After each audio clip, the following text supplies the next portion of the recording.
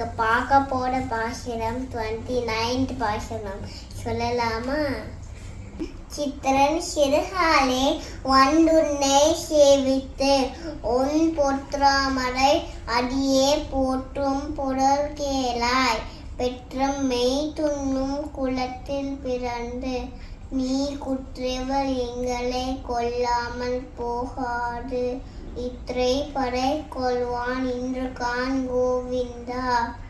எத்திரைக்கும் ஏழு பிரிவிக்கும் உடனோடு உற்றோமே யாவோ உனக்கே நாம் ஆச்செய்வோம். மற்றை நம் காமங்கள் மாற்றேலோடு எம்பாவாய். ஆண்டாள் இந்த பாசுரத்தில் 2 திவ்ய தேசங்கள் பற்றி சொல்லியிருக்கா. ஒன்று திருப்புலிங்குடி, மற்றொன்று துவாரகா. ஆண்டாள் பெருமாளுடைய தாமரை திருவடியே உபேயம் பலன் என்று நிரூபிக்க பாண்டிய நாட்டில் உள்ள இந்த நவ திருப்பதியில் ஒன்றான ஆழ்வார் திருநகரிக்கு மிக அருகில் உள்ள திருப்புலிங்குடி என்கிற திவ்ய தேசத்தில் சயன திருக்கோலத்தில் வீற்றிருக்கும் எம்பெருமானுடன் நிரூபித்து காட்டுகிறாள். காசினி வேந்தன் பூமிபாலன் என்கிற திருநாமம். இந்த பூமியே ரட்சித்து கொடுத்தவராம். ஸ்ரீதேவி பூதேவி நாச்சியாருக்கும் சண்டை. பூமாதேவிக்கு அவர் எப்பொழுதும் ஸ்ரீதேவி நாச்சியார் கூடவே ஓரவஞ்சனையோடு இருக்கார் என்று எண்ணம். பெருமாள் சண்டையை சமாதானம் செய்து வைத்து இருவரையும் தன் திருவடி பக்கத்தில் வைத்து கொண்டிருக்கிறார். இந்த ஊரோட ஆச்சரியம் என்னவென்றால், பெருமாளுடைய திருப்பாதத்தை நாம் கர்ப்பகிரகத்து வாசல்லேருந்து சேவிக்க முடியாது. முழு திருமேனியோட இந்த பக்கம் ஒரு நாச்சியார், அந்த பக்கம் ஒரு நாச்சியார் திருவடியை மறைத்து கொண்டிருப்பார்.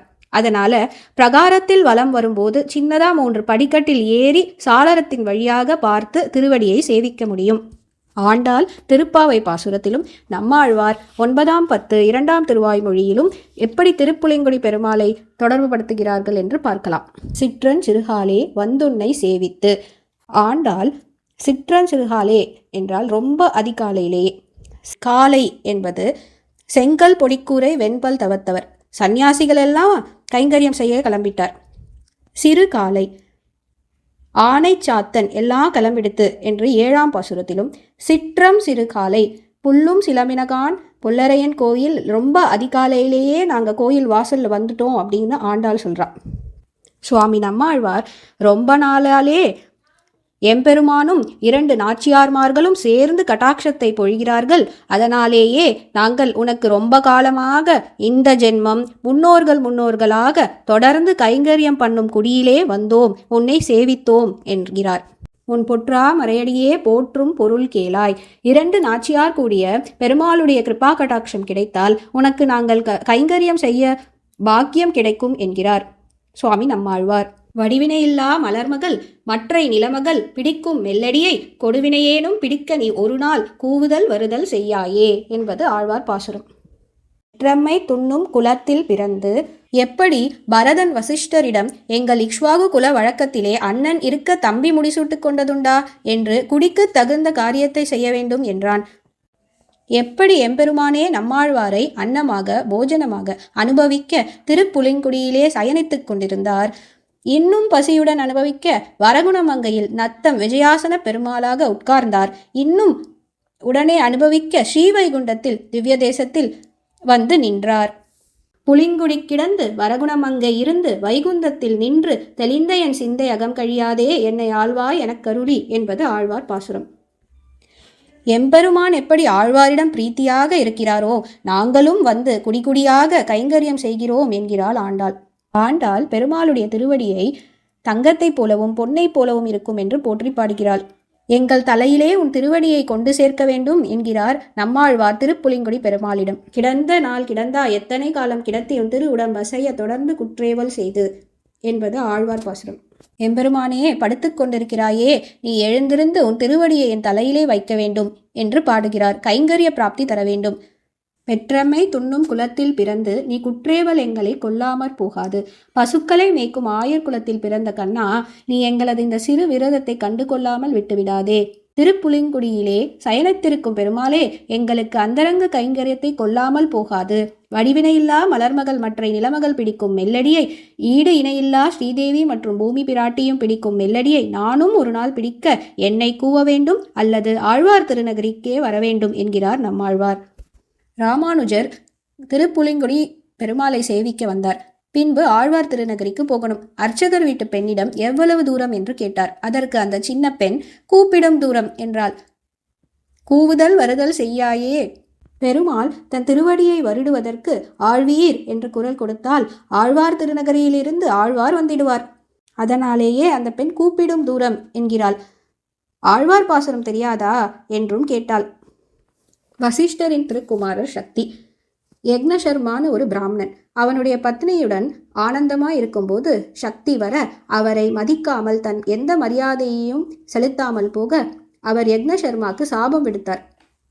இந்திரன் ஒரு முறை மான் வடிவில் இருக்கும் ரிஷியை அடிச்சிட்டார். அந்த சாபம் விடுபெற திருப்புலிங்குடிக்கு இந்திரன் வந்து யாகம் செய்வார். அப்பொழுது நீ அதை தடுக்க வேண்டும். இந்திரன் உன்னை வஜ்ராயுதத்தால் அடிக்கும்போது உன் சாபம் விடுபடும் என்றார் வசிஷ்டரின் திருக்குமாரர் சக்தி. கைசீனம். அப்பேற்பட்ட கோபத்தோடு இந்த அரக்கனை அழித்ததனால் கைசின வேந்தன் என்பது பெருமாளுக்கு இன்னொரு திருப்பெயர். இற்றை பறை கொள்வான் அன்றுகான் கோவிந்தா, எற்றைக்கும் ஏழேழு பிறவிக்கும் உந்தன்னோடு உற்றோமேயாவோம். ஆண்டாள் பாசுரத்தில் நீ தரும் சிறு பொருட்களுக்காக இந்த விரதத்தை மேற்கொள்ளவில்லை. என்றும் 7 பிறவிகளிலும் நீ எங்கள் குலத்தில் பிறக்க வேண்டும். எங்களை உன் உறவினர்களாக ஏற்க வேண்டும். உனக்கு மட்டுமே சேவை செய்யும் பாக்கியத்தை தர வேண்டும். ஆழ்வாரும் கொடி கொடி வழிவந்தாற் செய்யும் தொண்டரோர்கருக்கருளி சோதிவாய் திறந்து உன் தாமரை கண்களால் நோக்காய் என்றார். இப்படி ஆழ்வார் குடிகுடியாக வழிவந்து கைங்கரியத்தை பிரார்த்திக்கிறாள். உனக்கே நாமாட் செய்வோம். எப்படி? 16ஆம் ஆயிரவர் தேவிமார் பணி செய்ய துவரை என்னும் அதில் நாயகராகி வீட்டிருந்த மணவாளர் மண்ணு கோயில் என்று பெரியாழ்வார் 4ஆம் 10 9ஆம் திருமொழியிலே பாடுகிறார். நரகாசுரன் 16,000 பெண்களை கவர்ந்து வைத்திருந்தான். கண்ணன் நரகாசுரனை வதம் செய்து 16,000 பெண்களையும் மீட்டான். அவர்களை திருமணம் செய்து கொண்டான். அவர்கள் அனைவரும் கண்ணனுக்கு கைங்கரியம் செய்தார்கள். அலைகள் வந்து மோதும் துவராபதியிலே எல்லாரும் சூழ சிம்மாசனத்தில் அமர்ந்திருந்தார் கிருஷ்ணர். அதனாலேயே ஆண்டாள் அந்த துவாராபதிக்கே என்னை உய்த்திடுமின் என்று நாச்சியார் திருமொழியிலே சொன்னாள். அப்படிப்பட்ட கைங்கரியத்தை தான் ஆண்டாள் இப்பாசுரத்தில் நிரூபிக்கிறாள். சூட்டுயர் மாடங்கள் சூழ்ந்து தோன்றும் துவராபதிக்கென்னை உய்த்திடுமே, துவராபதிக்கென்னை உய்த்திடுமே. மற்றை நம் காமங்கள் மாற்றேலோர் எம்பாவாய். திருப்புலிங்குடியிலே சயனித்திருக்கும் எம்பெருமான் துவராபதிக்கு மன்னன் நம் கண்ணன். இவர்களுடைய அழகையே சேவிக்க வேண்டும். மற்ற விஷயங்களில் நாட்டம் செல்ல வேண்டாம். எம்பெருமானுக்கு கைங்கரியம் செய்வதே பலன் என்று ஆண்டாள் இப்பாசுரத்தின் மூலம் நிரூபிக்கிறாள். துவாரகா மகாத்மியம். ஜராசந்தன் மதுரா நகரத்தின் மீது 18 முறை படையெடுத்தான். ஒவ்வொரு முறையும் தன் சைன்யங்களை இழந்தான். 17ஆம் யுத்தத்திற்கும் 18ஆம் யுத்தத்திற்கும் இடையில் காளையவனன் என்னும் லேச்சன் யாதவர்கள் தன்னோடொத்த பலமுடையவர்கள் என்று நாரதர் மூலமாக கேள்விப்பட்டு 3 கோடி மிலேச்சர்களுடன் வந்து மதுராபுரியை தகைத்தான். ஸ்ரீகிருஷ்ண பலராமனுடன் கலந்து ஆலோசித்து கொண்டு சமுத்திரத்தின் இடையில் பட்டணத்தை ஏற்படுத்தினான். பிறகு தன் யோக மகிமையினால் மதுரா நகரத்து ஜனங்களையெல்லாம் அவ்விடம் கொண்டு போய் சேர்த்தான். மதுரா என்பது தில்லிக்கு அருகில் உள்ளது. துவாரகை என்பது குஜராத் மாநிலத்தில் மேற்கு கடலின் உள்ளே இருக்கிறது. தற்காலத்தில் கோமதி நதி மேற்கு கடலில் சங்கமிக்கும் இடத்தில் உள்ளது. பிறகு மீண்டும் மதுராவிற்கு வந்து பலராமருடன் கலந்து ஆலோசித்து தாமரை மாலையை அணிந்து ஆயுதம் ஒன்றும் இல்லாமலே பட்டினத்தின் வாசலிலிருந்து புறப்பட்டான். உயர்கின்ற சந்திரன் போல் பார்க்க பொன்னிறமுள்ள பட்டு வஸ்திரம் தரித்து மார்பில் ஸ்ரீவத்சம் என்னும் அடையாளம் அமைந்து கழுத்தின் திகழ்கின்ற கௌஸ்துப மணியை அணிந்து திரண்டிரண்டு நீண்ட 4 தோள்களுடன் அப்போதலர்ந்த செந்தாமரை மலர்போல் சிவந்த அழகிய திருக்கண்களும் விளங்க பெற்று ஸ்ரீகிருஷ்ணன் பட்டணத்து வாசலில் நின்று வெளிக்கிளம்பி வருவதைக் கண்டு காளையவனன் நாரதரிடத்தில் ஸ்ரீகிருஷ்ணன் இத்தகைய அடையாளங்களுடையவன் என்று கேட்டிருப்பவனாகையால் இப்புருஷன் வாசுதேவனே ஆக வேண்டும். நாரதர் சொன்ன அடையாளங்கள் எல்லாம் இவனிடத்தில் அமைந்துள்ளன. இவன் ஆயுதம் இல்லாதிருக்கிறான். இவனோடு நான் காலால் நடந்து கொண்டு ஆயுதம் இல்லாமலே யுத்தம் செய்ய வேண்டும் என்று நிச்சயித்து கொண்டு கண்ணன் தன்னை எதிர்க்காமல் ஓடக்கண்டு யோகிகளுக்கும் கூட எட்டாத அந்த பரமபுருஷனை பிடிக்க முயன்று பின் தொடர்ந்தோடினான். ஸ்ரீகிருஷ்ணன் அடிகள் தோறும் தன்னை கையில் அகப்படுகிறவன் போல் காட்டிக்கொண்டே அந்த யவனனை வெகு தூரம் இழுத்து கொண்டு போய் மலை குகையில் சேர்த்தான்.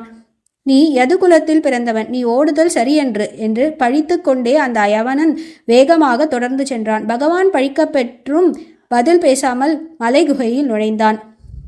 காலயவனனும் அந்த மலை குகைக்குள் நுழைந்து அங்கு வேறொரு மனிதன் படுத்திருக்க கண்டான். வாசுதேவன் என்னை இவ்வளவு தூரம் இழுத்து கொண்டு வந்துவிட்டு இப்பொழுது சாதுவை போல் பேசாமல் படுத்திருக்கிறான். நிச்சயம் இவன் கிருஷ்ணனே என்று அம்மனிதனை கிருஷ்ணனாகவே நினைத்தான். எனவே அவனை காலால் உதைத்தான். நெடுநாளாய் தூங்கிக் கொண்டிருந்த அம்மனிதன் எழுந்து மெல்ல மெல்ல கண்களை விழித்து திசைகளையெல்லாம் பார்த்து கொண்டு வந்து பக்கத்தில் இருந்த அந்த யவனனை கண்டான். அவனுடைய கண் பட்டவுடன் காலயவனன் நெருப்பால் எரிக்கப்பட்டு சாம்பலானான். அம்மனிதன் யார்? மாந்தாதாவின் புதல்வன் முசுகுந்தன் என்று அவன் பெயர். அசுரர்களிடமிருந்து இந்திரன் முதலிய தேவர்களை வெகுகாலம் பாதுகாத்து வந்தான். அவனிடம் மகிழ்ந்த தேவர்கள் அவனுக்கு வரங்கொடுப்பதாக சொன்னார்கள். அவனும் வெகுகாலமாக தூக்கமில்லாமல் இருக்கிற எனக்கு படுத்துறங்கும்படி ஆளரவமற்ற ஓரிடம் காட்டுவீர்களாக என்று வேண்டினான். தேவர்களும் மலை குகையை காட்டி, நீ இவ்விடத்தில் சுகமாக படுத்துறங்கு, உறங்குகிற உன்னை எவனேனும் எழுப்புவானாயின் அவன் அப்பொழுதே உன் கண்பட்ட உடன் சாம்பலாவான் என்று இவ்வரத்தையும் கொடுத்தார்கள். அந்த வரத்தை பயன்படுத்தி கொண்டு பகவான் முசுகுந்தனை கொண்டு காலயவனனை கொல்வித்தான். பிறகு முசுகுந்தனுக்கு காட்சி கொடுத்தான். எம்பெருமான் இப்படி காலயவனுடன் யுத்தம் செய்யாமல் ஓடியதால் ரன்ஷோட்ராய் என்று பெயர் பெற்று டாக்கூர் துவாரகாவில் விளங்குகிறான். பகவான் ஸ்ரீ வைகுண்டத்திற்கு எழுந்தருளின பிறகு துவாரகையை கடல் கொண்டு விட்டது. பஞ்ச துவாரகா, டாக்கூர் துவாரகா, கோமதி துவாரகா, பேட் துவாரகா, ஸ்ரீநாத் துவாரகா, காங்க்ரோலி துவாரகா.